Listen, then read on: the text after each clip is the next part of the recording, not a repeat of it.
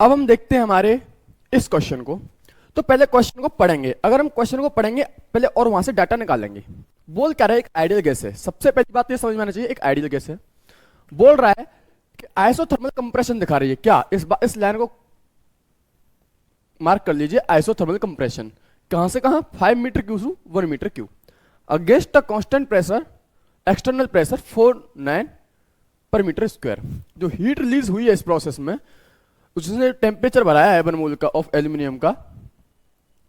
heat released in this process is used to increase the temperature of 1 mole of aluminum. If molar heat capacity of aluminum is this, temperature of aluminum is increased by क्या होगा?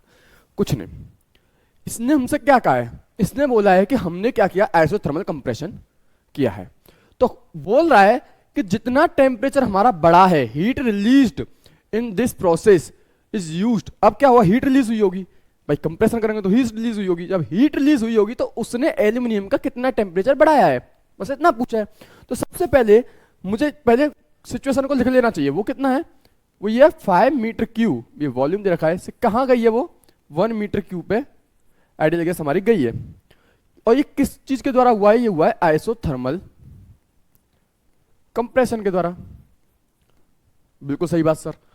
और बोल रहा है जो इसका external pressure है ना, जो ये चीज जो हुई है, वो एक्सटर्नल प्रेशर क्या है? वो है मेरा कितना है, 4 न्यूटन पर मीटर स्क्वायर। ये कुछ ऐसा मेरे पास है। और बोल रहा है कि यहां से क्या हुआ होगा, कुछ हीट, मेरी हीट क्या हुई होगी, रिलीज हुई होगी इस कार्य से।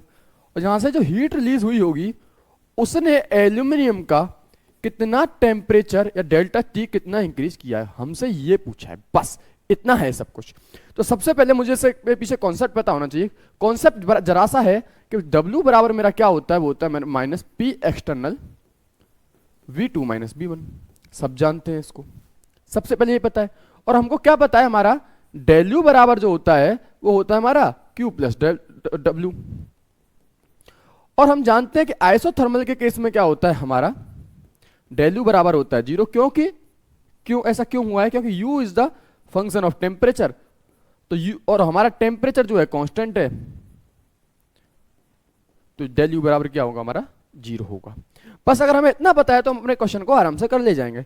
तो बात समझिएगा मैं क्या बोलना चाह रहा हूं, बात समझिएगा कि अगर मैंने बोला है ऐसा है, तो पहले मुझे कार्य निकाल लेना चाहिए। क्या वर्क निकाल लेना चाहिए। तो वर्क क्या होगा, माइनस के P external B2 minus B1। बिल्कुल सही बात सर। और W बराबर माइनस के पी एक्सटर्नल कितना दे रखा है, वो देखा है मुझे माइनस के 4 न्यूटन पर मीटर स्क्वायर। सही है। और B2 मेरे पास कितना है, V2 है मेरे पास 5 नहीं 1 V2 और 1 माइनस, और V1 कितना है 5, और ये कितना है पूरा मीटर क्यूब में है। ठीक है। जहां से वर्क जो आएगा वो आएगा माइनस के 4 न्यूटन पर मीटर स्क्वायर, ये हो जाएगा माइनस के 4 मीटर क्यूब। तो यहां से जो वर्क आएगा वो आएगा मेरा 16 न्यूटन मीटर। और यही क्या होता है मेरा, यही होता है मेरा जूल, 16 जूल। तो वर्क जो आया वो आया मेरे पास 16 जूल। बिल्कुल सही बात। अब क्या है, अब ये है कि ये हो गया मेरे पास वर्क। मैंने क्या किया, वर्क तक मेरा यहां से मैंने वर्क तो निकाल लिया अपना, यहां से मैंने वर्क तो निकाल लिया अपना।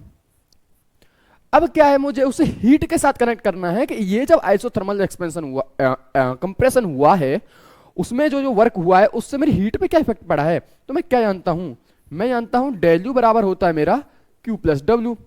और डेल्यू बराबर 0 हो जाता है मेरा किसमें, आइसोथर्मल में। तो मेरा Q कितना आ गया, मेरा Q आ गया माइनस W के बराबर। बिल्कुल सही बात। तो अब Q कितना होता है मेरा, Q होता है मेरा N CM डेल T। और कार्य कितना है मेरे पास, वो है मेरे पास 16 जूल। कितना है, 16 जूल। हम तो मैग्नीट्यूड पे बात करेंगे ना। तो N कितना है मेरे पास, वो है मेरे पास 1 मोल। कितना है, 1 मोल। अब मेरा क्या, हीट भी तो मेरी रिलीज हुई है, तो यहां भी नेगेटिव आ जाएगा, और यहां नेगेटिव था ही पहले से, तो ये आपस में कट जाएंगे। भाई हीट भी तो रिलीज हुई है ना, तो वो भी नेगेटिव साइन में आई होगी। और कार्य तो था ही मेरा, मतलब Q बराबर, अगर ऐसा लिखना चाहूं मैं तो कुछ नहीं, अगर डायरेक्टली आप लिखना चाहो तो Q कितना है मेरा, Q है मेरा N CM डेल T, और माइनस के माइनस को 16 जूल सिंपली लिख दो आप। तो N C M del T बराबर हो गया मेरा 16 जूल, और एन है मेरा कितना है, एन है मेरे पास 1 मोल, एन कितना दे रखा है मुझे 1 मोल, 1 हो गया सर।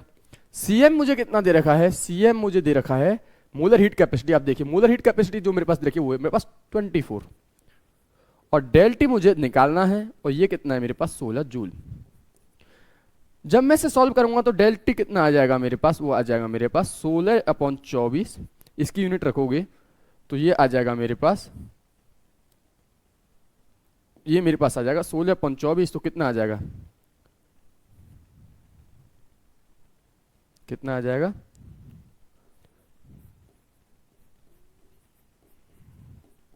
तो यहां से जो डेल टी आ जाएगा मेरा, वो आ जाएगा मेरा 2/3 केल्विन। तो क्या किया मैंने, कुछ नहीं किया, पहले मैंने कार्य निकाला, वर्क निकाला, वर्क को मैंने हीट से रिलेट किया, और वहां से मैंने देखा कि ये डेल टी मैं कैसे निकाल सकता हूं।